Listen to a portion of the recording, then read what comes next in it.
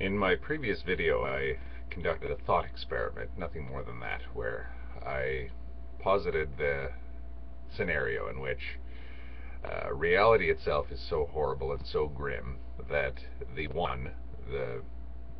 monad, I guess you'd call it, the one thing in the universe, which is consciousness itself, us or whatever, basically willed the universe into existence, what we know as the phenomenal universe, into existence as a means of distracting itself from the horror of its own existence.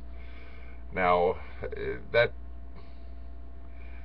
I think that some people may have sort of, if they've ever suffered from severe anxiety or panic of an existential nature, may have actually felt this idea, or some sort of sneaking suspicion in the back of their mind. And that's unfortunate that anyone should have to go through that, but because I can't see it getting much worse than that, at least emotionally speaking. And that was just a deliberate attempt to sort of get more negative than, say, people like Zopfe or another cheerful fellow, Thomas Ligotti. I haven't read Conspiracy Against the Human Race, but I've read a lot of quotes out of it and things like that, and it paints a pretty grim picture of the human condition, and I understand that. But we've got to remember that Ligotti is not a person who is well. He's a person who suffers terribly from anxiety. And Zapfe, we've got to remember, had extremely impish sense of humor. And humor can take the blunt off the worst that life can handle us, or hand us, rather. So I was fascinated by this thought of painting a picture that's even more negative than Ligotti could paint, or Zapfe, where the universe actually is preferable, at least, to the reality that lurks behind it, where the universe is something that we have conjured into existence because the alternative is that much worse. That the only thing that we can ultimately do is distract ourselves and try and put off the moment until we return to our natural state, which is a primal shriek of insane horror for all eternity. Now, I don't think the human mind can really wrap itself around that for very long. But that's at bottom, I think, what the depths of existential panic are like. You're falling into the worst thing in the universe, and you're falling into there permanently. Now, again, as a thought experiment, I think it's quite interesting, and as a way of illustrating to people who've never felt existential panic, I think it's reasonably effective. That reality itself is so horrible that the only thing we can do is the equivalent of get drunk and forget about it all. Now, there's another thought experiment, which is kind of the counterpart of Ligotti and Zapfe and that. And that is, well, religion. Because they tell you that no matter what, things will work out for the better. No matter how bad this world gets, and let's just say that we look at Zapfe and Ligotti and sort of say, okay, yeah, they have a really negative view of reality itself, and let's say that it's actually worse than these people realize it is. Don't worry, because the ultimate nature of reality is divine love and will be enfolded in the wonder that is the universe. I don't really see at least the intellectualization of existential panic as any different from the intellectualization of ecstatic bliss. Thomas Ligotti and his Conspiracy Against the Human Race is really not that different than some of the more airy-fairy, wonderful psalms that you read in the Bible, where everything is so bad that the only thing we can do is escape it. It sort of has interesting echoes in both cases. Ligotti says no matter how bad the world is, once we die, it's behind us, and the best thing to do is to not populate the world. And the other side of the story is no matter how bad it looks here, things are fundamentally wonderful, and it doesn't matter whether or not we populate the world. And why not? More people to enjoy this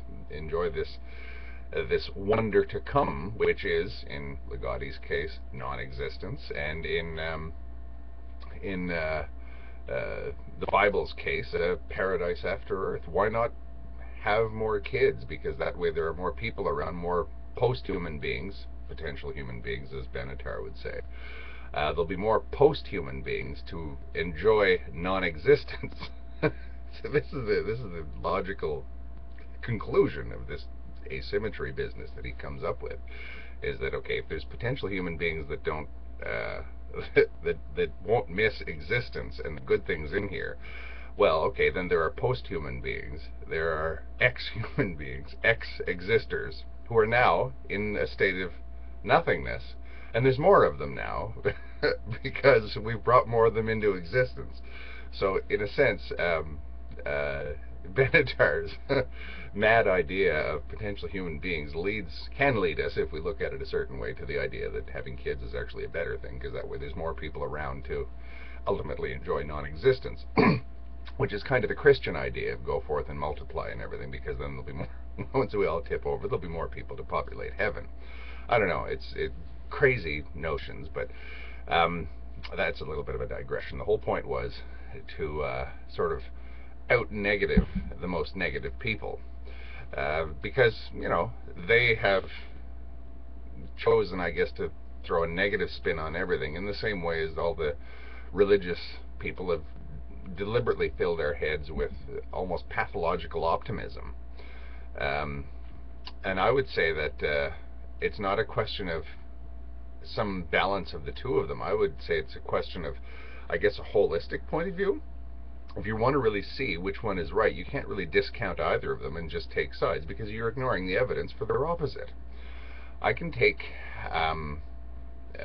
say, Ligotti's point of view, that this world is just an absolute hell.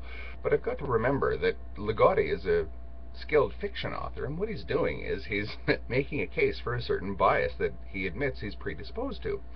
And he's simply, as any good author will, he's suspending our normal defenses against the picture that he paints. For example, have you ever read a Stephen King novel? Okay. Now, I like Stephen King. I think he's a really effective author, and he's very good at giving me the creeps. I have a particularly vivid imagination, so maybe that helps, I don't know, but he's good at manipulating it. But his plots are insane. Trucks that come to life, vampires, all this stuff that's completely unsubstantiated by anything, but he makes you believe it. Or he suspends your ability to sort of be cynical about it, because he appeals to your subconscious, of course, to your fears. And that's, I think, what Ligotti would do. He paints a picture, an effective picture. He shifts your point of view. That he prevents you from using your normal, I guess you could call them defenses, to sort of, keep things in balance, and he pushes you over towards the negative. And it's the same kind of brainwashing, I think, that takes place when somebody, converts you to their religion. They're pulling you over towards the positive, the wonderful bit of life. And I think that in either side, you end up with this weird suspicion that you've taken a one-sided view of things. That somebody really isn't telling you the whole story. And existential panic would simply be, in this case, just something of a corrective for an excess of optimism. And religious, I don't know what you'd call it, religious delusion, I guess, or religious neurosis, where you're just, oh, everything is wonderful, etc., etc. I think we've met people like that, or we've at least seen them babbling on street corners, who simply won't look at the evidence to the contrary. You can make the universe, life, human existence itself look however you want if you have effective enough biasing tools.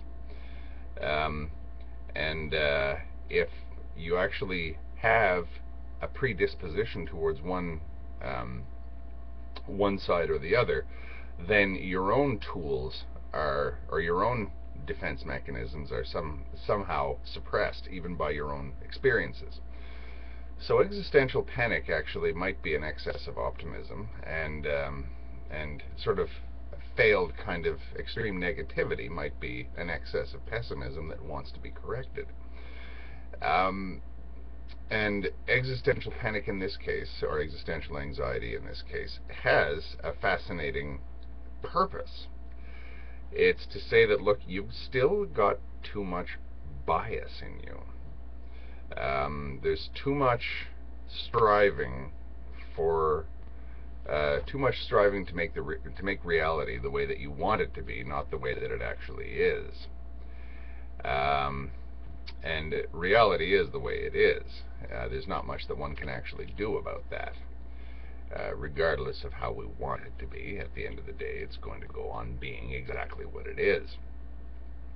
And that kind of idea gets echoed in many traditions, and the idea is that it's simply our fear of our biases being taken from us, which is what makes us fear death. It's our fear of our loss of our own personal ego that makes us fear death. It's our fear of losing all of our possessions that makes us fear death. Um, the whole idea of death being a negative thing might simply be a case of existential panic, fear of fear itself. It's just, we're just afraid, period, because we don't know what's coming afterwards, and we understand somehow that the rules are going to change afterwards.